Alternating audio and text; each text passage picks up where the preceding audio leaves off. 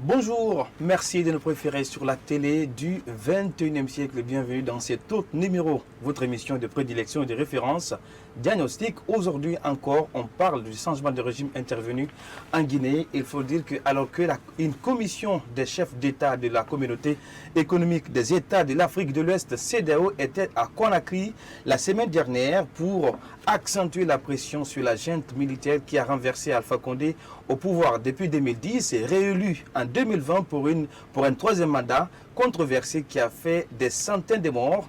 Le Comité national pour le rassemblement et le développement CNRD et son président le colonel Mamadi Doumbouya ont tranché vendredi 17 septembre 2021 sur le sort du président déchu Alpha Condé. Dans un communiqué lu sur les médias publics, le CNRD a apporté un démenti par rapport aux rumeurs faisant état de négociations pour la sortie hors du territoire de l'ancien chef d'État. La junte assure que Alpha Condé est et demeurera en Guinée et qu'elle ne cédera à aucune pression. Le CNRD ajoute qu'il n'aura pas peur ou sera prêt notamment face à toutes sortes de sanctions et que le traitement qui sera réservé à Alpha Condé sera digne de son rang.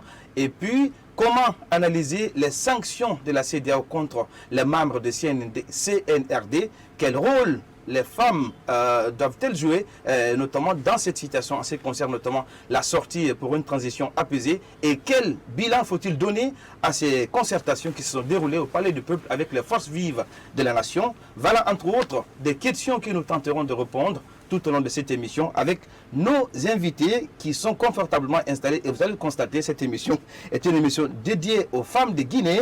On a d'abord sur ce plateau Madame Hawa Dramé. Bonjour Madame. Bonjour.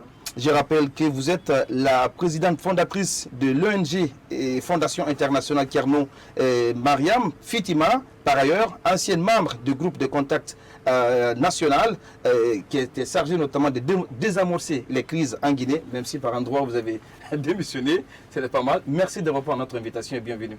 Merci pour votre invitation. Également avec nous sur ce plateau, Madame Mariama Satina Diallo. Bonjour Madame. Bonjour. Je rappelle vous aussi que vous êtes PDG du groupe Mondial Tour Nemba Plus, mais aussi ancienne ministre de l'hôtellerie, du tourisme et de l'artisanat de Guinée, présidente du réseau des femmes africaines, j'allais dire, ministre et parlementaire de Guinée, également membre de plusieurs associations, structures patronales en Guinée et à l'international. Merci d'être avec nous. Merci pour cette présence sur ce plateau. Merci de m'avoir invité, M. Barre. Et aussi, comme troisième invité sur ce plateau, honorable Bintou Touré. Elle aussi, elle est présidente du Parti guinéen pour le progrès et le développement, PGPD. Honorable, merci à vous aussi d'accepter d'être avec nous sur ce plateau. C'est moi qui vous remercie. Rajoutez Madame Yansane. Madame Yansane. Ah oui, merci pour la précision. Ah oui, c'est les dames, mais c'est compréhensible. Voilà, alors, on va commencer cette émission par cette première question d'entrée. C'est vrai qu'on a entendu beaucoup d'analyses sur ce coup d'État, des hommes qui ont donné leur interprétation, chacun a donné son avis. Alors, à vous demander, Madame Dramé, ce coup d'État, il y a assez d'explications par rapport sur les raisons. Vous, de votre regard, quelle raison peut expliquer le coup d'État qui est intervenu en Guinée le 5 septembre dernier? Merci de me donner la parole. La question est vaste et en même temps assez simple. Ouais.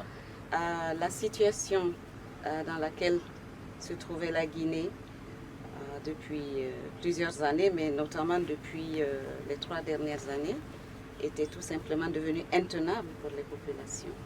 Et donc, tout le monde se demandait comment sortir de cette situation. Et c'est là qu'on a commencé à entendre, mais qu'est-ce que les militaires font? Est-ce qu'ils n'ont pas un rôle à jouer? puisqu'au niveau politique, on n'arrivait pas à sortir de cet engrenage et de cette situation qui était devenue intenable. Donc, quand c'est arrivé, c'est vrai qu'il y a eu l'effet de surprise, parce que c'était un dimanche matin, mais ma foi, au cours de la journée du dimanche, on s'est aperçu qu'en fait, c'est comme si tout le monde attendait cela, sans savoir quelle forme ça allait prendre, comment on allait sortir de cette situation. Mais c'était à la fois une surprise par la rapidité avec laquelle ça s'est déroulé, mais en même temps, il semble que ça répondait vraiment à quelque chose qui était vraiment attendu par tout le monde. Et c'est un peu pour ça qu'on a vu attendu très peu... à cause de la pauvreté ou de la gestion du pays? Il y a énormément de raisons. La Selon pauvreté vous, ouais. découle souvent de la gouvernance. Donc c'est cette gouvernance qui était devenue tellement mauvaise que finalement tout était bloqué, Ouais. que ce soit sur le plan économique, que Bien. ce soit sur le plan social, que ce soit sur le plan politique. Bien. Tout était bloqué. Et quand tout est bloqué, c'est comme une machine. Si elle n'avance pas, elle recule et elle finit par tomber. Bien. Donc les raisons sont multiples et variées, mais ce qu'il y a, c'est que les Guinéens n'avaient plus, dans leur ensemble en tout cas, dans leur majorité, n'avaient plus d'espoir. Ouais. Et quand il y a le désespoir, tout peut arriver. Bien.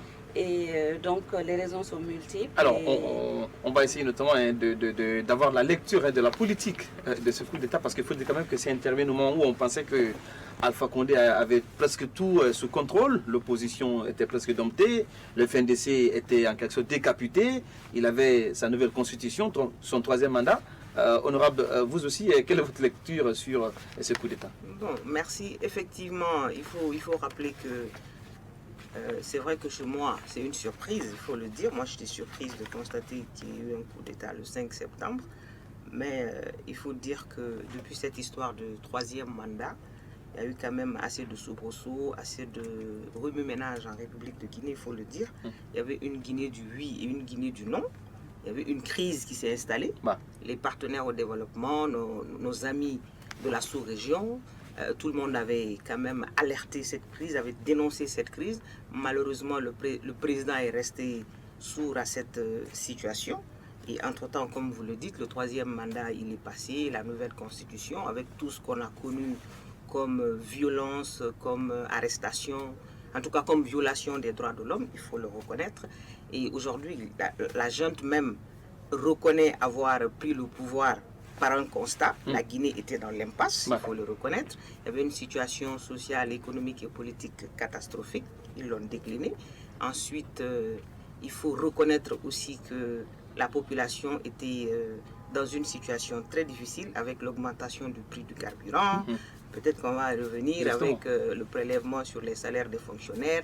Il y avait tellement de choses qui sont parties Trop de ensemble. facteurs coaguleux. Voilà, trop de facteurs coaguleux, si je Ouais. peux le dire comme Ouais. ça, qu'il fallait s'attendre à quelque chose. Mais moi, sincèrement, je ne m'attendais pas à un coup d'État. Je m'attendais à une insurrection populaire Ouais. ou à autre chose. Mais un coup d'État, sincèrement, j'ai été très surpris. Bien. Mais la junte même a décliné les raisons pour lesquelles elle a pris le pouvoir. Et voilà, tout ce qui reste clair aujourd'hui, on est à un point de non-retour. Bien. Ça, Alors, c'est évident pour Madame tout le Si, votre regard notamment sur ce changement de régime intervenu en Guinée le 5 septembre dernier et mené par la force spéciale. Merci, Monsieur Barré. Je pense que la situation de la Guinée était connue de nous tous parce que nous vivions tous ici. Personnellement, je ne savais pas quand et comment, mais pour moi, c'était inévitable.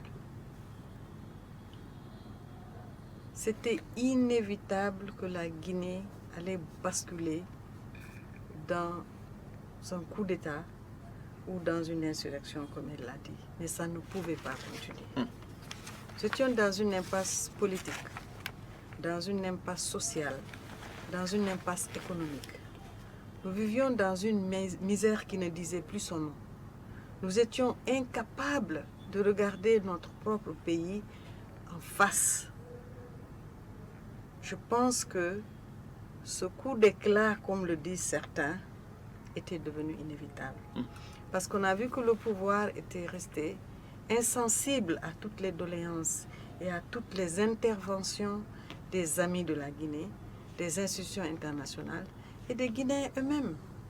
Parce qu'une grosse majorité de la population avait réfuté et ont protesté. Vous avez parlé tout à l'heure du FNDC. Oui. Vous avez parlé aussi de l'opposition. de l'opposition. C'est quand même une frange assez importante de notre pays qui avait dit non. Je pense qu'il y a un moment où on doit s'asseoir autour d'une table, ce qui a été un moment impossible de faire, pour discuter, dialoguer et trouver la meilleure solution. Mais nous étions au mur et plus personne même n'osait dire la vérité. Plus Bien. personne. Et voilà, ça nous a amené à ça. Malheureusement, que personne ne souhaitait, mais c'était inévitable. Et si c'est le moment pour la Guinée de se reprendre en main et de progresser, je pense que c'est aujourd'hui Bien. le souhait de tout le monde. Bien, alors il y a aussi qui parle de ce coup d'État, c'est un peu les hommes qui le menaient, parce que la force spéciale a en quelque sorte créé pour la sécurité du président et que ce sont ces mêmes forces qui se retournent contre le chef de l'État. Alors, madame, vous qui avez quand même une expérience en termes de gestion des crises, est-ce qu'on peut dire que le coup d'État à l'interne, ça justifie une certaine malaise ou c'est tout simplement, il y avait de la traîtrise derrière la gestion d'Alpha Condé? Parce que vous avez été quand même membre du groupe de contact national. Oui, bon, c'est difficile de parler de traîtrise ou de quoi que ce soit dans ce monde. Parce que quand même, les forces spéciales n'étaient pas dans la même souffrance que nous, hein, parce que voilà, c'était... Peut-être. Ça, on ne peut pas le savoir. Mais c'est vrai que cette force spéciale était là pour protéger le pouvoir en place, apparemment. Hein. Je ne suis pas dans les secrets des dieux. Mais à un moment donné, forcément, il y a des luttes de pouvoir qui se font. Parce qu'il y avait cette guerre de succession qui était déjà déclenchée. Inhérent, mais ça, c'est inhérent aussi à l'état de déliquescence de la gouvernance. Donc, quand il y a une déliquescence, quand les gens ne voient pas un horizon dégagé, il y a forcément des clans. Chacun cherche à couvrir ses arrières. Ses arrières, ses intérêts surtout. Justement. Et donc forcément, dès qu'on parle de clans, il y a lutte des clans. Et c'est souvent parmi ces clans-là qu'un clan se lève et puis essaye de prendre le dessus sur les autres, sachant que sinon ce sont les autres qui vont prendre le dessus avec toutes les conséquences qu'on peut imaginer. C'est une lutte à mort. Donc, vu qu'il y avait un blocage politique, quand il n'y a plus de démocratie, parce qu'il faut appeler un chat, il n'y a plus de recours, pas de justice, pas de recours, pas d'institutions crédibles. Aucune des institutions aujourd'hui de la Guinée n'était crédible vu leur composition et comment ça s'est fait. Donc, qu'est-ce qu'on pouvait faire? La population était terrorisée quand même. Il y a eu quand même beaucoup de morts, beaucoup de victimes depuis 10 ans. Et donc, qui pouvait vraiment faire ce coup-là? Qui pouvait apporter un changement en Guinée en ce moment précis? Je pense qu'il fallait que ça vienne de l'armée. De l'intérieur. Il me semble que personne d'autre ne pouvait le faire, vu que l'opposition avait été complètement laminée, que la population n'avait plus qu'à se terrer. Ce qui a surpris l'opinion, Madame Si, c'est un peu l'après du coup d'État. On a vu dès le lendemain. Ça s'est passé dimanche, lundi déjà, les gens vont galérer à faire. Il y a eu cette liesse populaire qui s'est dessinée partout dans la capitale et à l'intérieur du pays, même dans les villes comme Cancan ou Siguiri. Les gens sont sortis pour protester et apprécier l'acte notamment de la gente.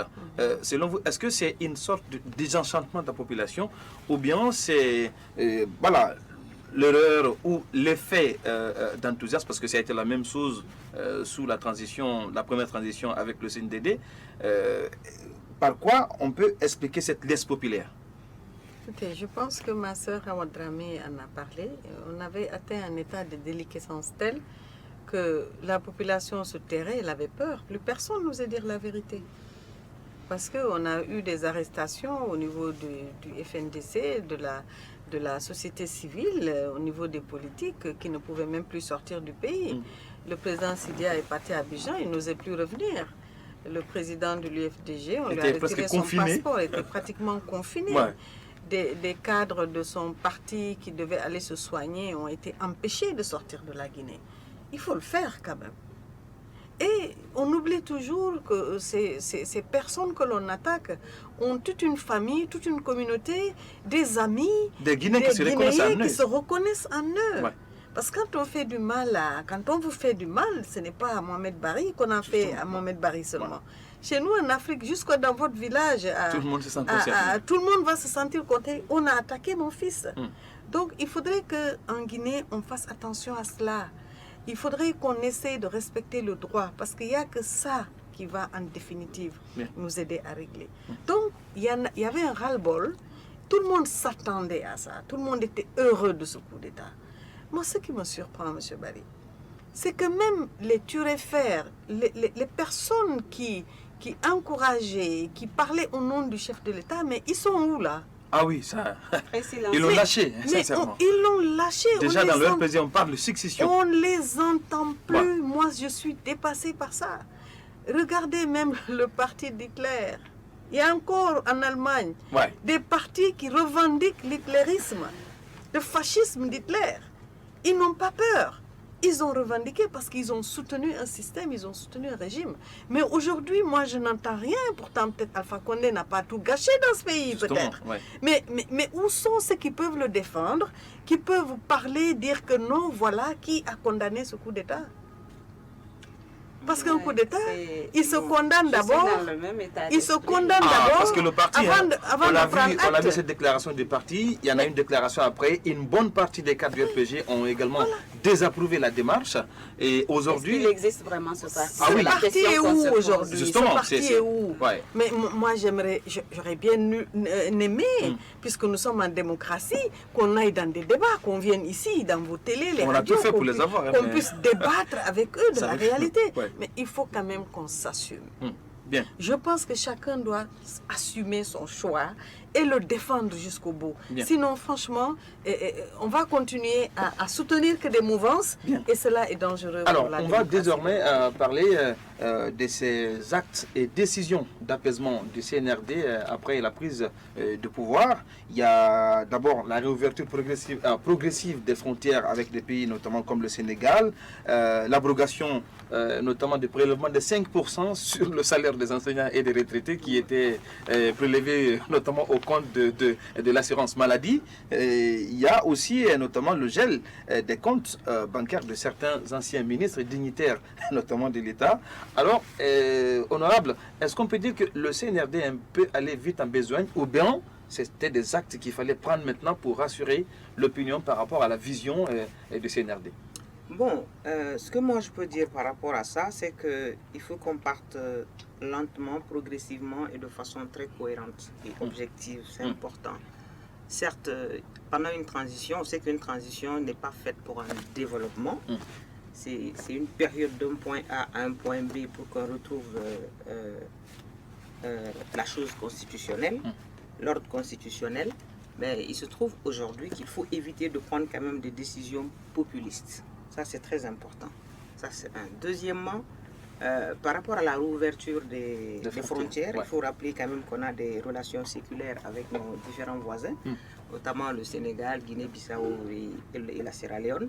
Le Sénégal, on se souvient que depuis Ebola, les relations ont commencé à être un peu difficiles avec le président Condé, en tout cas entre les politiques, pas avec les différentes populations. Et ensuite, Guinée-Bissau, on sait un peu comment ça se passe. Avec Alpha Condé et le président Léoné qui est plus ou moins...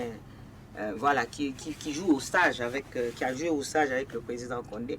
Donc ça a été un facteur très déterminant dans la relation entre la Guinée et ses voisins. Ça a impacté sur les trois économies. Nous avons vu une file de camions. Alpha Condé était obstiné à tout regarder. À insister là-dessus parce qu'il évoquait quand même des questions sécuritaires.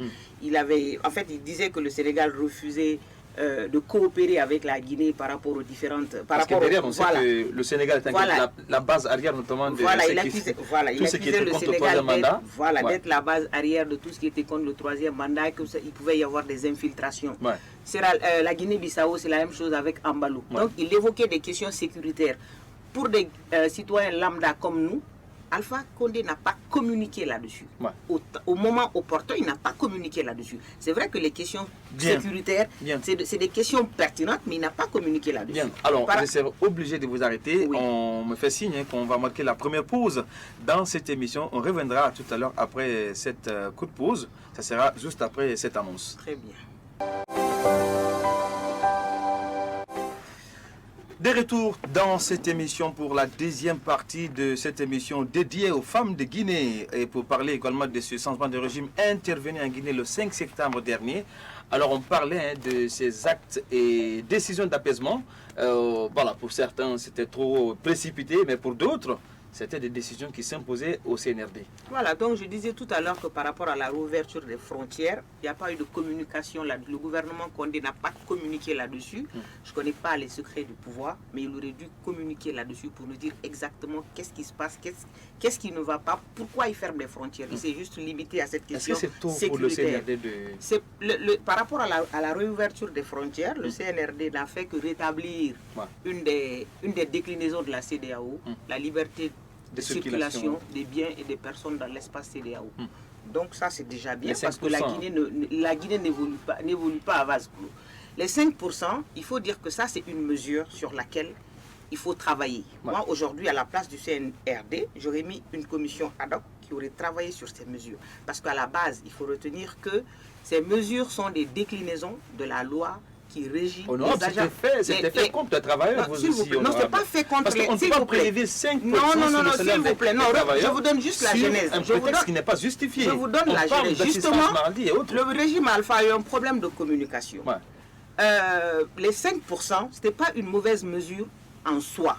Parce que c'est une déclinaison de la loi qui régit les agents de l'État. Il est dit dedans, je crois, si j'ai bonne mémoire, en son article 63, qu'il est obligatoire que les fonctionnaires payent des cotisations sociales et que l'État employeur aussi paye. On est d'accord. Maintenant, Alpha a pris un décret pour créer des institutions telles que l'INAMO et la caisse de prévoyance sociale. Et on devrait prélever 5% du salaire des fonctionnaires, du salaire indiciaire, et 2% sur la pension des retraités. Pour les aider à se soigner. Pour quel salaire? C'est ce que je dis. Je dis que l'idée en soi n'était pas mal. Maintenant, le fait de ne pas communiquer là-dessus, de dire les pour et les contre aux syndicalistes, aux différents fonctionnaires, c'est là où le bas blesse. Donc, ils n'ont pas communiqué là-dessus. Mais c'est une chose qui est très bien. Je crois qu'il faut travailler sur ça parce que c'est une mesure quand même positive. Aujourd'hui, si les fonctionnaires... Mais est-ce qu'ils ont dit au préalable aux fonctionnaires, est-ce qu'il y a des pharmacies publiques où ils peuvent se procurer ces médicaments? Voilà. Est-ce qu'ils ont eu des cartes d'assurance maladie? Il n'y en a pas eu. Est-ce qu'à l'intérieur du pays, les fonctionnaires qui étaient là-bas pouvaient se prendre en charge par rapport à tout ce qui a été décliné? Il n'y a pas eu de communication. À mon avis, l'occasion n'était pas opportune pour le prélèvement de ces 5% lorsqu'on a augmenté le prix du carburant qui avait une incidence, qui avait une incidence directe sur le transport urbain interurbain. Voilà. Pardon? Oui, il y a eu le budget, on l'a reconnu. Il y a des députés, de l'Assemblée nationale. Bien sûr. Il y a eu, on peut dire que vous êtes... Non, s'il vous plaît, il y a eu des députés qui se sont soulevés contre ça. Il y a eu des députés qui n'ont même pas voté ce budget-là. Il y a eu des députés qui l'ont dénoncé, il faut le dire. Bon, voilà ce qui s'est passé. Donc moi, je ne reviens pas sur ça. Le gel des avoirs des anciens ministres. Le gel des avoirs des anciens ministres, c'est vrai que c'est des mesures coercitives pour quand même parer à certains comportements délictueux. C'est une très bonne chose. Mais pour quel résultat? Parce qu'il ne s'agit pas de geler les avoirs des gens, c'est quand même des Guinéens. Alpha l'a fait, on va me dire qu'il l'a fait, effectivement. Il a empêché des gens de voyager. Ça, c'est des violations des droits de l'homme. Ce n'est vraiment pas bien quand on ne sait pas le pourquoi. Mais je veux juste dire au CND d'être cohérent. Le premier discours du colonel Doumbouya, il a dit qu'il n'y aura pas de chasse aux sorcières. Justement. Il revient pour dire qu'il n'y aura pas de recyclage. Il faut qu'il y ait une cohérence. Je dis bien que c'est une mesure coercitive pour empêcher certains comportements délictueux, mais pour un temps bien limité. Donc aujourd'hui, il est important qu'on mette une structure qui va vérifier, revérifier, fouiller, farfouiller pour qu'on sache qui a détourné, qui ne l'est pas. Parce qu'il y a quand même la présomption d'innocence. On est d'accord que dans la foulée en Guinée, toute personne qui gère... est coupable, toute personne qui gère. Mais en attendant, laissons une structure, notamment la justice, faire le déblayage, fouiller et farfouiller pour nous dire qui est coupable, qui ne l'est pas. Bien. Et aussi, moi, je veux dire au CNRD, quand même, le salaire de quelqu'un, c'est ton dû. En attendant qu'on leur donne leur salaire, ça c'est leur dû. Ouais, jusqu'à maintenant, c'est pas fait. Hein, parce que... Non, c'est ce que je suis en train de dire. Ouais. Donc c'est une bonne mesure, Ouais. mais en attendant, ils ont leur salaire, ils Bien. peuvent vivre de ça. Justement. Donc le reste, qu'une commission Alors, soit mise en place oui. ou qu'on laisse la justice faire son travail au moins pour une fois en République de Guinée. Vous savez, quand on parle d'audit, les gens sont émerveillés. Pour moi, l'audit, On va c'est parler de inhérent ça. à la vie, à la vie On va parler de ça dans d'un gestionnaire. la question Donc, de la mise en place voilà. du gouvernement. Alors, Madame Dramé, sur la question, c'est vrai quand même que moi je me dis, ce sont des décisions qu'il faut prendre parce que le CNRD n'est pas légal, mais plutôt on cherche à être légitime. Ce qui était légal déjà. Mais Alpha Condé a été élu sur la base d'une constitution, madame, et Ok, sa victoire a on été reviendra pas sur confirmée ça, par la Cour mais, constitutionnelle. Moi, Oh là là, c'était déjà quel- Ah, légal. mais la Cour constitutionnelle, madame. Quelle cour Celle constitutionnelle qui existait. Vous savez, il ne faut pas qu'on joue sur les mots. Ouais. Parce qu'on peut faire des discours ici, parler sur des plateaux pendant des heures et on ne trouvera pas des solutions aux problèmes inhérents à ce pays. Vous avez parlé de la fermeture des frontières. C'était des mesures iniques. Personne n'a su pourquoi. Elle l'a dit. C'était pour Elle l'a la été. sécurité nationale. Mais qu'est-ce qu'il y avait derrière? Le pays Quand on était dit menacé. sécurité, par qui? Madame. Par qui? On sait quand même Par que qui? le Sénégal, il y a eu plusieurs Par qui? attaques. Non, Il y a- quand on dit non. je suis menacé, Il y a je eu dois beaucoup pouvoir dire- d'attaques contre la Guinée venant du Sénégal. C'est Au temps de quelles Sékou Touré et attaques? autres. Non, Ah, attention, non. on Alpha a parle- dit qu'il prend la Guinée là où il a laissé Sékou Touré. Il faut qu'on s'écoute un Ouais. peu. Ah non, ah non. Vous dites c'est pour des mesures de sécurité. Aucun Guinéen n'a envie d'être attaqué par qui que ce soit de l'étranger, n'est-ce pas? Mais j'aimerais bien qu'on me dise qui menaçait c'est depuis quand que c'est fermé? C'est depuis Depuis novembre, septembre, ça fait un septembre, an. octobre. Ça fait un an. Un an. Qui? On doit pouvoir dire qui. Si on dit qui menace, est-ce que c'est l'armée sénégalaise? Est-ce que c'est une armée guinéenne? Est-ce que qu'on puisse savoir qui? Et tous les Guinéens se mettraient là pour lutter contre ces personnes-là. Ou cette institution, Ça, n'est-ce pas? C'est un secret d'État, Donc, ça. On ne c'était- peut pas dire ça. Alors, non, non. attendez là. Quand un pays est attaqué, il doit pouvoir dire voilà qui m'attaque. Ouais. D'accord? Un. Avec des Deuxièmement, Non. vous parliez des mesures de la CEDEAO, etc. Diminution. Tout est dit dedans. Ouais. Pourquoi la CEDEAO n'a pas cherché à On va revenir dénoncer sur les sanctions de la cela? CEDEAO. Ok. Oui. Ça, c'est pour Oui. les Gel mesures de la de, frontière. prélèvement Donc, de je trouve que 5%. c'est une bonne chose pour ma part, parce qu'il me semble que c'était des mesures uniques. Un. Prélèvement de 5%. Deuxièmement, alors là, moi, ça m'a fait bondir.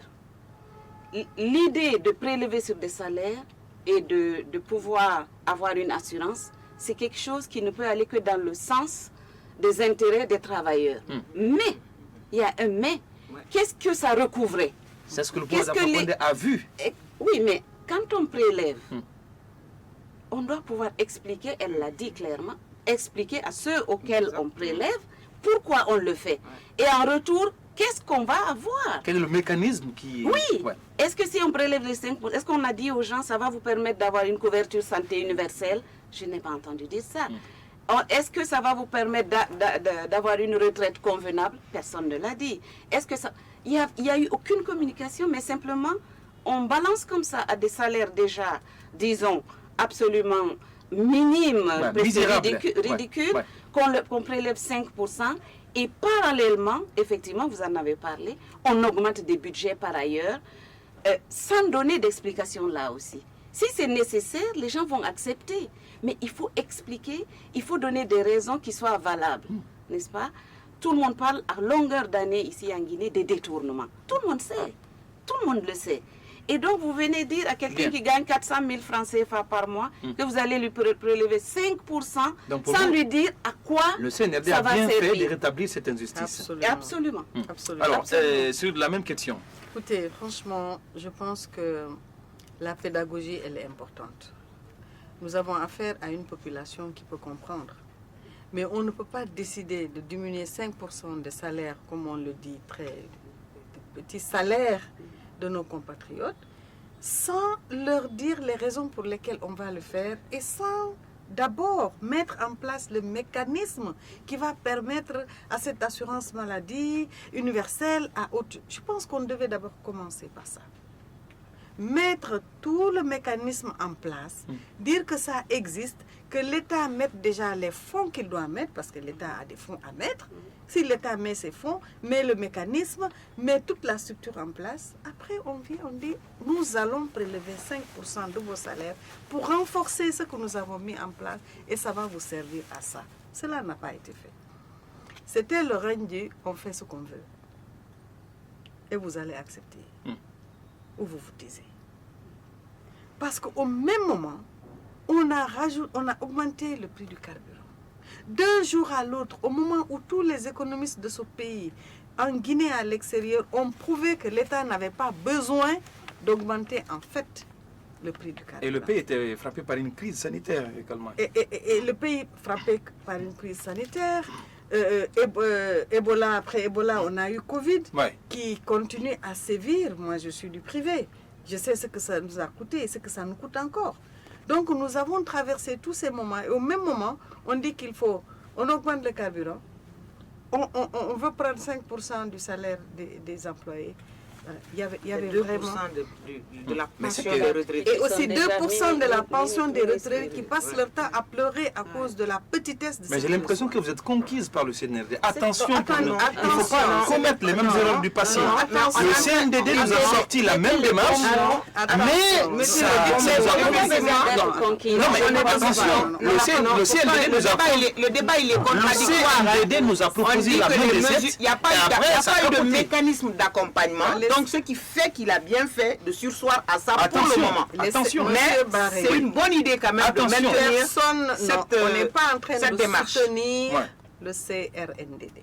On est en train de soutenir les bonnes mesures qui découlent, vous comprenez, de leur prise de pouvoir. Quand c'est bon, il faut le dire.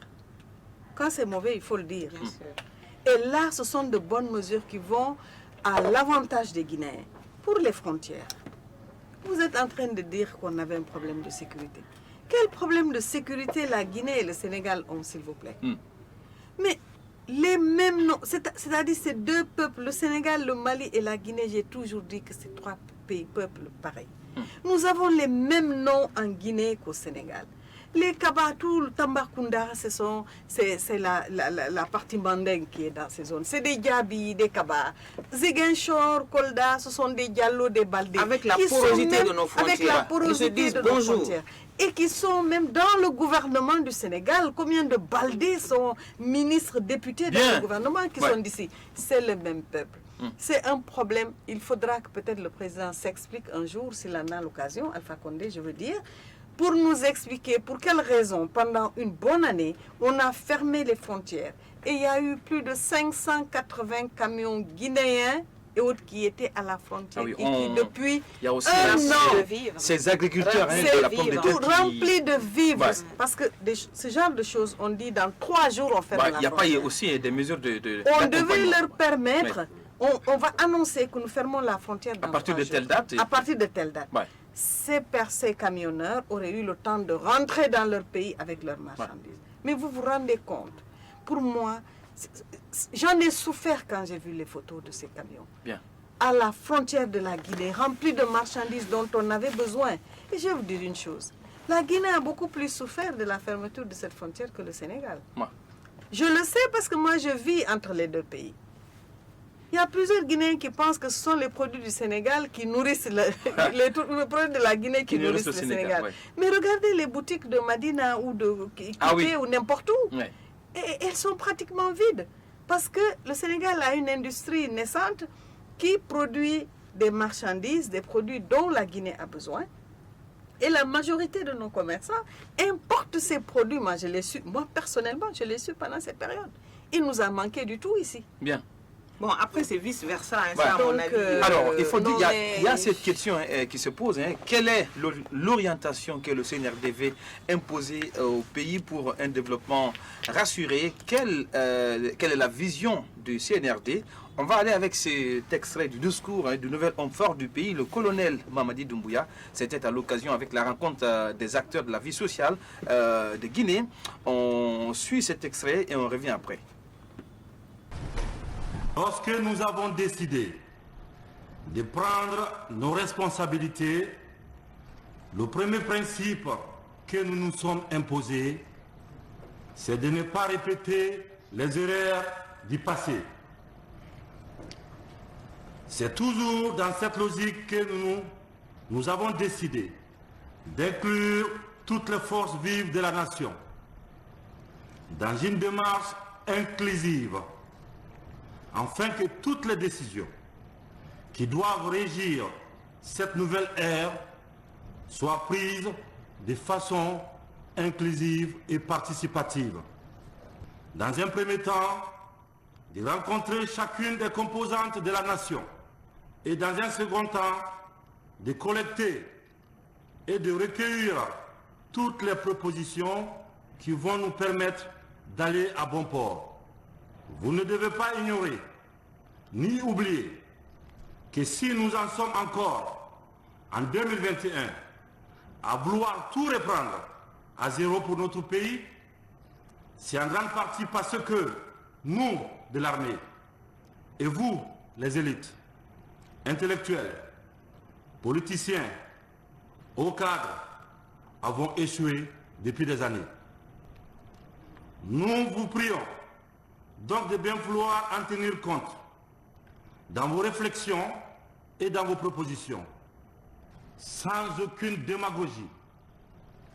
Le rôle du mouvement citoyen n'est plus à démontrer dans notre pays.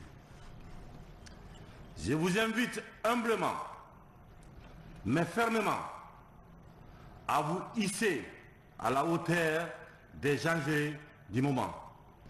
Personnellement, je serai à l'écoute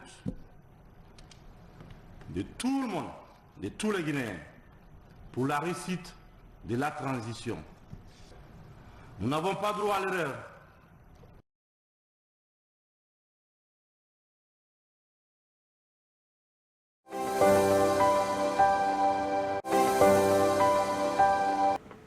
Et oui, c'était le colonel Mamadi Doumbouya, le nouvel homme fort du pays, qui déclinait la position et la vision notamment du CNRD par rapport à la transition qui s'ouvre en Guinée suite au coup d'État perpétré contre le régime d'Alpha Condé le 5 septembre dernier.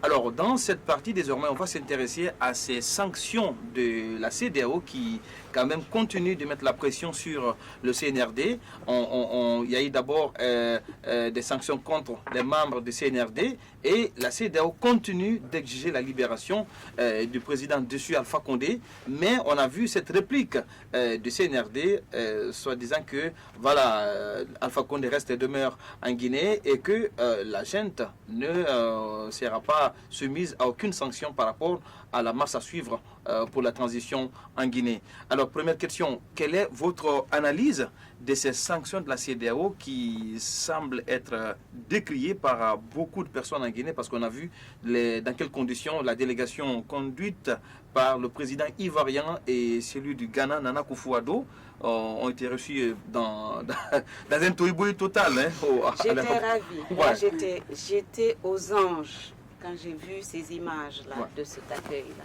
Ouais. Parce que c'est le cœur des Guinéens qui a parlé, quoi. Qu'est-ce qu'ils ont aujourd'hui à condamner? Pourquoi ils n'ont pas condamné le coup d'État constitutionnel? Parce qu'on parle de coup d'État, il y a plusieurs types de coups d'État. Ouais. Coup d'État militaire, on a à condamner. Mais le peuple on de ne Guinée devrait plus est libre avoir et souverain par rapport à la constitution qu'il faut adopter. Donc, êtes sûr? la CEDEAO ne peut pas interférer, Vous êtes sûr que c'est dans le les peuple affaires guinéen internes des États? qui a voulu ce troisième, cette modification de la Constitution? Ah oui, il y a des En Guinéens, votre meilleure on a vu des Ils Guinéens. sont là, vous dites, Ils sont attention. Il y a des Guinéens qui étaient... Lesquels? Justement. Est-ce qu'ils étaient la majorité? Bon, sans point d'interrogation, on n'a pas Exactement. d'indicateur. Parce que justement, Oui, les c'était des Guinéens. indicateurs... Oui, on a vu des foules, on a vu des masses. Voilà, Mais point d'interrogation. c'est Il y a des quand Guinéens. même, c'est pour cela que moi je dis qu'il y a une C'est Guinée pas des du Léonais oui, qu'on nous a une Guinée- exportés. Il y avait une Guinée du oui et une Guinée du non. Allez-y, C'est la Guinée du oui au référendum Madame Dramé, qui se allez-y. lève aujourd'hui Oui. pour Sur parler. les sanctions, allez-y. Allez-y, madame. Et quand moi j'attendais la CEDEAO à ce moment-là, n'est-ce pas, quand des Guinéens ont été tués, quand des manifestants ont été massacrés, simplement parce qu'ils ont dit non. On est dans un pays dit démocratique, on a le droit de manifester. Normalement, c'est vraiment le droit primordial. Et si on massacre une population simplement parce qu'elle s'est levée pour dire non, là, on sort complètement C'est du une droit, violation. on sort complètement des droits humains. Et à ce moment, et la CEDEAO est là pour appliquer les lois de la CEDEAO, les règles de la CEDEAO. A-t-on entendu à ce moment-là la CEDEAO dire non, on n'est pas d'accord? C'était un coup d'État constitutionnel. La CEDEAO a couvert ce coup d'État constitutionnel et elle s'est décrédibilisée aux yeux de beaucoup de gens. Pas de tout le monde, certainement, parce que voilà, il y a des opinions différentes. Mais elle s'est décrédibilisée aux yeux de beaucoup d'Africains, en tout cas de l'Afrique de l'Ouest. C'est pour ça que même quand il y a eu ce coup d'État au Mali, c'est la première fois que la CEDEAO avait été accueillie avec beaucoup de réticence aussi, Absolument. pour les mêmes raisons. Ces sanctions, Donc, est-ce qu'elles sont justifiées quelles sanctions? contre le CNRD et Le même la CNRD a suspension de donné la sa Guinée des réponse. instances, notamment de la CEDEAO? Mais c'est les règles de la CEDEAO. Justement. Quand il y a un coup d'État, la Ce sont CEDEAO, des règles elles sont obsolètes. des règles. Et la CEDEAO est là pour appliquer les règles. Mais pourquoi faire 2 poids 2 mesures? C'est-à-dire, Pourquoi ne pas appliquer, quand il y a un coup d'État constitutionnel, pourquoi la CEDEAO ne lève pas le ton? Pourquoi on ne les entend pas, ces messieurs et dames? Pourquoi? Donc si on doit appliquer les règles, qu'on les applique de A à Z, et là on reste crédible. Et on reste un recours. Parce que vous savez qu'il y a la Cour de justice de la CEDEAO. ah oui, quand même, il y a eu assez de plaintes. Combien Assez de plaintes plaintes sont de la parties? part de Les plaintes l'opposition. sont parties et quelquefois ils ont fait quand même, moi j'ai suivi quelques affaires, Ouais. ben, la Cour fonctionne plutôt bien. Mais après c'est au niveau de l'application. Justement. Parce que là la Cour... Le après, dernier me reviendra tous au chef d'État. Exactement. Ouais. Donc pourquoi quand ces décisions ne sont pas appliquées, pourquoi on n'entend pas la CEDEAO? Donc vous voulez dire Voyez-vous? que ces sanctions, c'est une façon de... c'est pas de... Non, ils lisent des textes. Ouais. Ils ont le droit de le faire. Mais moi, je trouve que c'est triste que la CEDEAO soit décrédibilisée parce qu'on a besoin d'institutions en Forte. Afrique. Bien. Forte. On a Alors, besoin d'institutions. Forte. Alors, c'est vrai. on me fait signe hein, qu'on est talonné par le temps. On va marquer une courte pause hein, avant de revenir dans cette émission pour la 3e partie. Vous aurez bien évidemment la parole Ah, sur il faut ces qu'on parle sanctions de la CEDEAO. absolument. On viendra juste après ça. De retour dans cette émission consacrée essentiellement à ce changement de régime intervenu en Guinée. Et aujourd'hui, on donne la parole aux femmes de Guinée pour également parler de cette transition. Quelle doit être la participation des femmes dans le processus transitoire, notamment pour que cette période également soit au service de la nation. Et quel type de gouvernement pour la Guinée? La question, c'est tout à l'heure dans cette émission. Alors, on poursuit cette émission avec ces sanctions de la CEDEAO contre d'abord la Guinée et puis le CNRD. Vous, de votre côté, Madame Si, comment est-ce que vous avez analysé ces sanctions de la CEDEAO? Vous savez, je ne peux que rejoindre et enfoncer le clou de ce que ma sœur a dit. Où était la CEDEAO quand la Guinée était en train de changer sa constitution? Où était la C'est Guinée? la Guinée, un État souverain qui... C'est un État souverain, Voilà, c'est- mais qui est membre de la CEDEAO et il y a le respect des lois. Je pense que dans notre constitution, il n'était pas possible de changer, d'avoir un 3e mandat. Dans la constitution de 2010, cela avait été clairement écrit et admis. Et l'ancien président avait juré qu'il allait respecter la constitution. Si la CEDEAO veut se faire respecter aujourd'hui, parce que je pense, et au Mali et en Guinée, ils se sont décrédibilisés. Si cette CEDEAO aujourd'hui veut être la CEDEAO des peuples, parce que nous avons mis en place, nos aînés ont mis en place la CEDEAO, c'est pour le peuple, ce n'est pas une CEDEAO de chefs d'État. Qui se supportent, qui s'entraident et qui se cachent les cafards, pendant que le peuple, lui, il souffre et ne peut pas obtenir gain de cause des propres lois qui ont été édictées dans leur pays. La CEDEAO aujourd'hui s'est décrédibilisée et je pense qu'il n'y a pas un seul Guinéen qui est d'accord avec l'attitude qu'ils ont de nous mettre 6 mois pendant que au Tchad, on sait ce qui s'est passé, et au Mali, ils ont accepté 18 mois. Et il y a eu même un contre-coup d'État et ça n'a pas changé. On exige également la libération d'Alpha Condé. Et voilà. Mais est-ce qu'on avait exigé que la libération de tout d'Ibeka, ce qu'on ouais. a arrêté d'Ibeka, est-ce qu'ils l'ont exigé? Non, pas du tout. Est-ce qu'on a exigé la libération de tous ces opposants qu'on a arrêtés ici parce que simplement ils ont une opinion diverse? Est-ce qu'on a exigé qu'on arrête les massacres qui se faisaient dans les quartiers de Wanindara et autres en Guinée? Est-ce qu'il y a eu des voix qui se sont élevées? Des voix se sont-ils élevées pour dire arrêtez? Moi j'aurais aimé entendre ça. Mais est-ce qu'on l'a entendu? Est-ce qu'on les a entendus? Lorsqu'on a fermé, comment dirais-je, certains quartiers, lorsqu'on a mis les PA. Est-ce que ça c'est normal? Justement. Est-ce que ça c'est normal? Est-ce que ça s'est fait dans d'autres pays? Est-ce qu'il faut libérer Alpha Condé? Écoutez, moi je pense Parce que l'idée est claire là-dessus. Hein? Non, le CNM, pas question non. Moi je pense que chacun doit assumer ses responsabilités. Qu'est-ce que vous voulez dire? Je le disais tout à l'heure, la justice doit faire son travail. Quiconque a joué un rôle dans les effets négatifs dans lesquels qui a amené un coup d'État, parce que c'est de ça qu'il s'agit, doit être Mais jugé. le coup d'État n'est pas constitutionnel, ni légal. Hein. Il ne faut pas aussi être promotrice. Je ne suis pas, je suis très loin promotrice de coup d'État. Ouais. Mais dites-moi, qu'est-ce qui aurait arrangé la Guinée? Est-ce que c'est un parti politique qui peut se lever, qui n'avait même plus le droit de marcher, qui pouvait faire la révolution? Dites-moi. Est-ce qu'un seul parti politique, est-ce qu'une autre institution dans le pays pouvait se lever et protester? On avait atteint un niveau tel que vraiment, malheureusement, il n'y avait que l'armée. Parce que c'est une armée républicaine. Nous sommes censés avoir des armées républicaines. C'est la même armée également qui avait massacré le peuple de Guinée. Nous sommes censés... Tous ces cas de victimes que vous pleurez. Donc, ne dressez pas aussi une sorte de trophée de guerre à cette armée qui a pris ici dans la répression des manifestations. On n'est pas là. Moi, je suis une victime du 28 septembre. Voilà, je sais ce qui s'est passé dans le stade parce que j'y étais. Donc, ce n'est pas à moi qu'on va parler du 28 septembre. Mais je pense que cela aussi était dû à une exagération du pouvoir exécutif de l'époque. Tout ça doit nous servir de leçon pour savoir qu'il y a un moment où il faut écouter le peuple.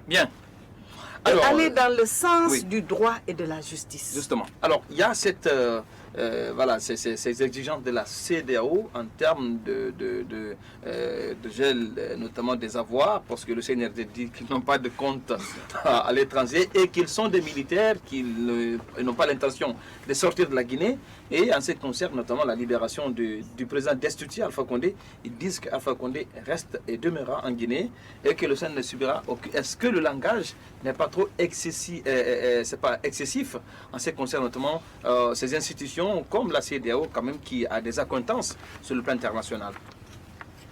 Ce qui reste clair, moi je crois qu'aujourd'hui il y a une convergence de points de vue sur la décrédibilisation de la CEDEAO dans la sous-région. Comme elles viennent de le dire, il vous souviendra que quand l'histoire du troisième mandat a commencé, il y a eu assez de problèmes, je l'ai rappelé au départ. Et la constitution qui a élu le président Alpha Condé déclinait 2 mandats non renouvelables. Il a juré de respecter la constitution devant la Cour constitutionnelle. Le premier président, on sait comment il a fini. Il a encore juré devant le nouveau président de la Cour constitutionnelle. Voilà comment ça s'est terminé. Ce qui reste clair, la constitution de 2010 déclinait 2 mandats non renouvelables. Alpha donc, il a foulé son serment au sol. Il faut le dire, il ne faut pas avoir peur de le dire. On est d'accord sur ça. Quant à la CEDEAO, effectivement, la guerre n'évolue pas à vase clos. Elle est partie à des conventions internationales. Donc le rôle de la CEDEAO à l'époque, c'était de ne pas rester muette. Et le ton utilisé par... C'était de ne pas rester muette. C'était de ne pas rester indécise. C'était de prendre une position face à tout ce qui se passait en Guinée et à la sous-région. Justement, moi je souhaiterais aujourd'hui que le discours rassembleur cède la place au discours guerrier. C'est important, c'est des institutions. Je crois que c'est une brèche qui est ouverte. Quand on dit 6 mois, c'est une porte qui est entrebâillée. Pour la junte, si je peux le dire comme ça, pour le colonel Mamadi en même temps envoie une délégation. Voilà, envoie une délégation. Donc c'est une brèche qui est ouverte. Je crois qu'aujourd'hui, ils ont besoin, notamment, si j'étais Mamadi Doumbouya, je trouve une femme que je mettrais comme conseillère diplomatique. Oui, ça c'est une parenthèse. Pour quand même améliorer le langage diplomatique, pour améliorer le langage de la coopération. C'est très important. Donc je souhaite que le discours guerrier cède la place au discours Diplomatique. au discours diplomatique. C'est Justement. très Ça va important. venir. Donc le Ça va CDI, la CEDEAO est dans son rôle classique. Elle est dans son rôle classique de sanction. Alors, Geler les avoirs des militaires, je crois qu'ils n'en ont même pas, à mon avis, selon ce qu'ils ont dit. Ouais. Donc c'est des sanctions Bien. classiques. Alors, on en vient à cette partie la plus sensible de l'émission. C'est vrai que on parle de transition, mais la grosse question, c'est la participation des femmes de Guinée dans cette transition, avec cette question, quel rôle et place pour les femmes dans la transition. C'est vrai qu'on a vu la première transition, une dame, Adja Rabiatou Serra, qui a été présidente notamment du Conseil national de la transition. Alors pour celle qui s'ouvre, Madame Dramé, quel rôle doit jouer notamment les femmes de Guinée dans cette transition? Je pense que ça, c'est assez simple. On a 52% de femmes en Guinée. Mais elles ne sont pas toutes capables d'être... Non, j'en viens. Ah oui, tous On les a hommes, 52%. est-ce que tous les hommes Oui, sont capables? attention également tous à les 50% des hommes sont cet capables de équilibrisme. diriger. Vous m'avez pas Attention. écouté. Oui. J'ai pas Non. terminé ma phrase. Je réplique à Madame Si, Je parce n'ai que... pas terminé. Oui, allez-y. C'était un préalable. J'ai dit, on a plus de la moitié de la population, ce sont des femmes. On sait qu'au niveau scolaire, aujourd'hui, qu'est-ce qui se passe? À l'école primaire, je fais juste un court rappel. À l'école primaire, on a les filles et les garçons au collège. Dès qu'on arrive au collège, ça commence à diminuer Justement. pour des raisons sociologiques ou socioculturelles sur lesquelles je ne reviendrai pas. Mais aujourd'hui, on ne peut pas me dire qu'en Guinée, on ne peut pas faire un gouvernement paritaire.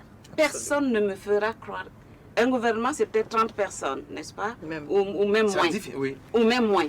Vous pensez qu'en Guinée, on ne peut pas trouver 7 ou 8 femmes capables de mener un département, capables de gérer un département, capables de changer justement la gouvernance telle qu'elle est aujourd'hui? Vous croyez que ce n'est pas possible?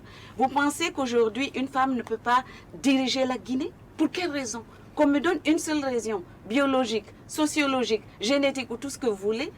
Sauf qu'elles ne sont pas Donc la nombreuses. question mais arrêtez de dire qu'elles ne sont pas. Je vous ai posé une question, monsieur Barry. Attendez. On ne peut pas trouver 10 femmes guinéennes pour gérer ici des départements ministériels.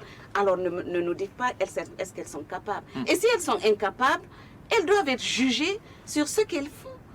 Quand il y a un gouvernement, j'espère qu'on choisira les gens selon leurs compétences et non pas tout ce qu'on a. Ah oui, parce que le CNRD a dit qu'il n'y aura pas de... On verra, Oui. on verra. Il y a les vœux pieux, il y a ce qui va se faire après. On le souhaite. Mais quel que soit ce gouvernement de transition, pourrait donner justement une impulsion et qu'il y ait des femmes dans ce pays capables de gérer ces départements-là, capables de gérer cet exécutif. Et surtout, il me semble que cette transition doit permettre de mettre en place, en tout cas d'initier la mise en place d'institutions crédibles. Pour ma part, il me semble que ce qui est le plus urgent, je m'attendais à cela. Il faut des institutions crédibles, Ouais. des institutions qui permettent à tout citoyen, quand il est lésé dans ses droits, de pouvoir se tourner vers ces institutions et dire Bien. attention, là, je suis lésé dans mes Bien. droits. Voilà. Alors, c'est la même question, Oui, Madame Si. écoutez, vous savez, vraiment, la Guinée regorge de femmes capables et compétentes. Et en Guinée, à l'extérieur. N'oubliez pas la diaspora féminine guinéenne qui existe, qui a des compétences, qui travaille dans de grands cabinets internationaux. Comment pouvez-vous penser que dans un gouvernement de 25 personnes, qu'il n'y ait pas 15 femmes qui peuvent diriger au même titre que les hommes? Les hommes médiocres ont rempli nos départements ministériels. Vous le savez aussi bien que moi. Parce que vous, journalistes, vous avez passé votre temps, vous avez passé le temps à critiquer les gestions de certains ministères. Même s'il y a une dame qui a brillé quand même dans un scandale. Bon, écoutez, ça arrive, oui, c'est normal. Combien d'hommes c'est une femme. Mais on est d'accord. Non, mais il faut le reconnaître, c'est une dame. On attend que la justice fasse son travail. C'est une dame. On attend que la justice fasse son travail. On attend la justice Plus que la femme là. fasse son travail. Ça ne la dédouane pas. Ouais. Tous ceux qui ont détourné doivent doit être jugée répondre, comme les autres. doivent être jugés comme les autres. Comme les autres. Hommes comme femmes, nous ne sommes pas là pour défendre des femmes incompétentes, qui n'ont pas le niveau, ou bien des Malhonnêtes. femmes qui ont détourné malhonnêtes. Non. Ouais. Nous avons des femmes capables, compétentes, qui peuvent déjà occuper le poste de Premier ministre. Imaginez que cette gente Parce que je militaire, rappelle que vous êtes une aujourd'hui... ancienne ministre Attendez. du pays. Mais je le pas sais, lié. et je sais que nous étions Et de vous très aussi, bons ministres. En tout cas, vous tous ici, vous avez joué des rôles bien sûr, très importants pour le bien pays. sûr. Et on peut décliner. On est prêt à décliner nos résultats. hein. Ouais. Notre gouvernement Il y avait en a beaucoup, un voilà. excellent... Nous avions un excellent gouvernement pendant la transition gérée par le général Konaté et Jean-Marie Doré. Et nous avions un excellent gouvernement composé de femmes compétentes qui chacune était bien dans son domaine. Bien. C'est là l'histoire de la Guinée le retient. Mais je vais vous dire une chose. Si aujourd'hui cette junte militaire décide de choisir une femme Premier ministre, ça va calmer énormément de En choses. tout cas, il y a une dame qui... Il y a comprenez? des dames qui... Il y a plusieurs dames. Ouais. Il y a plusieurs dames. Cela va être une première qu'une junte militaire nomme une femme Premier ministre. Une femme rassure et rassénère. Une femme attire et tisse des liens. Et ce pays aujourd'hui est malade de sa gouvernance Ouais. passée. Elle est malade de ses hommes. Elle est malade de son Attention à la économie. victimisation non Attendez, plus. Non, c'est pas de la Attention. victimisation. Non, mais Non, c'est tout comme, hein, ce parce n'est pas que, de la voilà, victimisation.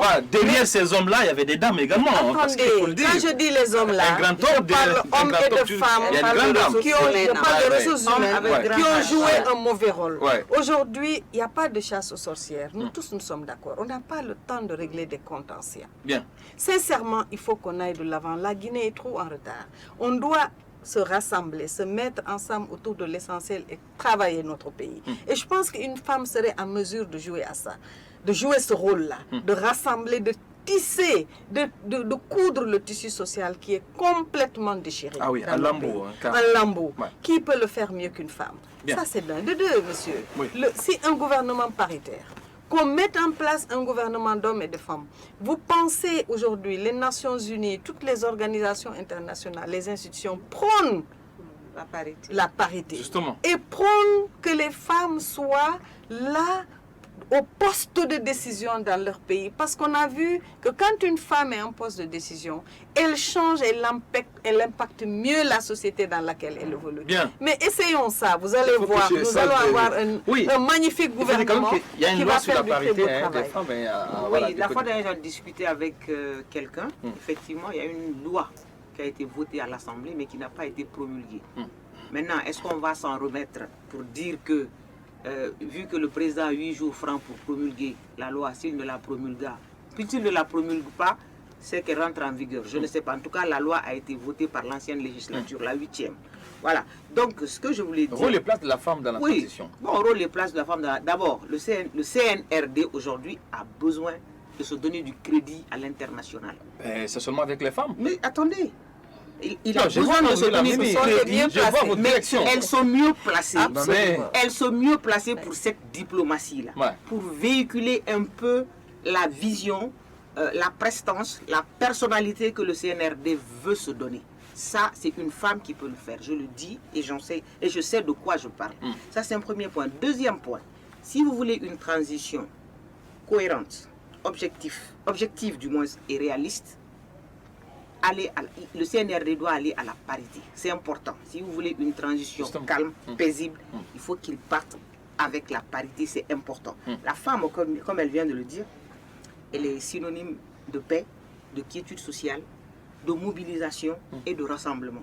C'est important aujourd'hui Et la Guinée porte que le nom des femmes, la Justement. Guinée. Je vous la, aide la dans votre Guinée, position. exactement. Ouais. Et c'est important aujourd'hui Ouais. que le CNRD œuvre pour que les femmes investissent les organes de la transition. En tout cas, Tels que elles le sont CNT, subies, hein, les femmes. tous les organes, sincèrement. tels que le CNT, tels que le CNRD lui-même, Voilà, son parce que, comité qu'il oui, va faut mettre quand en même place, le gouvernement d'union Celle qui nationale. porte l'avant notamment du CNRD est une dame. C'est une dame. Ça Aujourd'hui, commence déjà il y bien. a madame qui est gouverneure de la ville de la ville de- Conakry. ça, voilà, Donc ça- déjà, il ça nous commence tend, déjà bien. il nous tend la Très beau chose et nous demandons aux femmes compétentes, déjà aux réformes, nous avons initié de mettre en place le répertoire des compétences féminines. Ah. Donc de ce plateau, Il y a je du lobbying demande, qui se je prépare. demande, je Non, demande pas je ne aujourd'hui. veux pas du Je non, mais demande à il y a toutes du les lobbying femmes qui se qui ont, prépare. ah, je C'est demande normal quand même, mais il faut. du haut de cette tribune, Il faut je vais s'affirmer. demander à toutes les femmes Ah oui. compétentes de nous envoyer leur CV parce qu'on est en train de travailler là-dessus.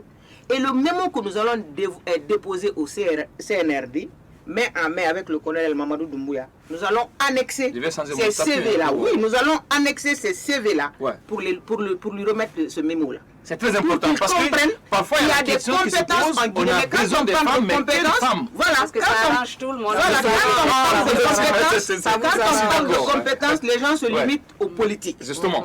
Dans le secteur de l'administration, dans l'énergie, mais dans l'agriculture, dans tous les secteurs de la vie guinéenne, il y a des femmes. Pourquoi pas vous, hein, donc on est en train de les dénicher à l'instant T. Voilà, parce que je sais que vous avez... Bon, il est très difficile, de parler de son moi. Moi, je peux parler de vous. Je sais que vous avez occupé quand même un poste, par exemple, député à l'Assemblée nationale, présidente des partis politiques. Elle également, elle est la fondatrice d'une fondation qui est reconnue à l'international. Je rappelle, pour participer, par exemple, au groupe national de contacts, elle a été choisie par les Nations Unies. Elle également PDG, en même temps ancienne ministre et puis présidente d'une organisation de femmes, mais aussi reconnue sur le plan international. Pourquoi pas vous également dans ce nouveau gouvernement? Vu que Mamadi Doumbouya nous écoute, le colonel, on arrive avec les CV des femmes compétentes. De faire la publicité. Pas de publicité. Non, on est dans une émission. Je crois que l'occasion est opportune pour le dire. En tout cas, il faut sincèrement le faire. Voilà, sous le leadership du Réforme. Bien. La présidente, elle est là. Moi, je suis la vice-présidente du Réforme en attendant. Pour terminer. Non, mais je vais terminer ça quand même. Rapidement. Donc, les CV des femmes compétentes. Il y aura un message. Nous sommes en train je vous laisse, de créer le répertoire des compétences des féminines en Guinée. Guinéennes et à l'extérieur. Et à l'extérieur. Voilà, les dames de la diaspora. Pour terminer cette émission, malheureusement. Vivement vos CV pour qu'on puisse joindre ça à notre mémo. Pour terminer, vous allez regarder une caméra. Je vous donne, chacune une sorte de 2 à 3 minutes ou quelques secondes. Vous allez vous adresser aux femmes de Guinée, d'ici et d'ailleurs, et pourquoi pas au CNRD par rapport notamment à la participation des femmes dans cette transition qui s'ouvre en Guinée. Je commence par vous, vous avez cette caméra. Ok, la présidente, parce que, allez-y, il y a cette caméra. Voilà, merci beaucoup. Moi, je lance un appel solennel au président Mamadi Doumbouya, pour lui dire qu'ils ont fait le premier pas et que nous, les femmes de Guinée, nous sommes prêtes à les accompagner pour la réussite de la transition, du sommet à la base. Bien. Madame Dramé, celle-là, elle est à vous. Vous regardez la caméra et puis voilà. En fait, je ne dirais pas autre chose que ça. C'est-à-dire que toutes les femmes guinéennes, je pense, prises une à une, chacune dans son domaine de compétences, et il y en a beaucoup, toutes ces femmes-là sont prêtes à accompagner cette transition et au-delà à reconstruire cette Guinée qui est vraiment mal en point aujourd'hui. Bien, honorable, celle-là. Moi, c'est dire qu'aujourd'hui, on sait tous qu'on est à un point de non-retour. Aujourd'hui, nous voulons la solution, aller progressivement vers l'ordre constitutionnel avec un mécanisme objectif pour toute la nation. Aussi aux femmes de Guinée, aujourd'hui dans le Réforme, nous sommes quand même en train de créer un répertoire des compétences féminines à l'interne et à l'externe. Donc les femmes de la diaspora ne sont pas en reste. Nous avons commencé à répertorier les CV. Nous vous demandons humblement de nous envoyer vos CV au bureau du Réforme pour qu'on puisse les annexer au mémo que les plateformes féminines doivent déposer très rapidement au CNRD. Vivement, nous souhaitons que les femmes participent de façon effective à cette transition pour le bonheur du Guinée. Voilà, c'est sur ce message que nous allons fermer porte et fenêtre de ce numéro de l'émission, notamment diagnostic consacré sur le changement de régime intervenu en Guinée. Et avec cette question, quel rôle et place pour les femmes dans la transition qui s'ouvre en Guinée? Il ne me reste qu'à vous dire merci d'avoir répondu à notre invitation, Madame Dramé. Merci d'être passée, j'espère que ça ne sera pas la dernière. Et puis Madame Si également, merci à vous beaucoup. Aussi, honorable Yansane, Madame. Merci d'être passé. Alors également à vous, aimables téléspectateurs, inconditionnels de cette émission, merci pour votre aimable attention. On se reprend dans cette émission la semaine prochaine avec d'autres acteurs de la vie nationale et surtout portez-vous bien. Au revoir.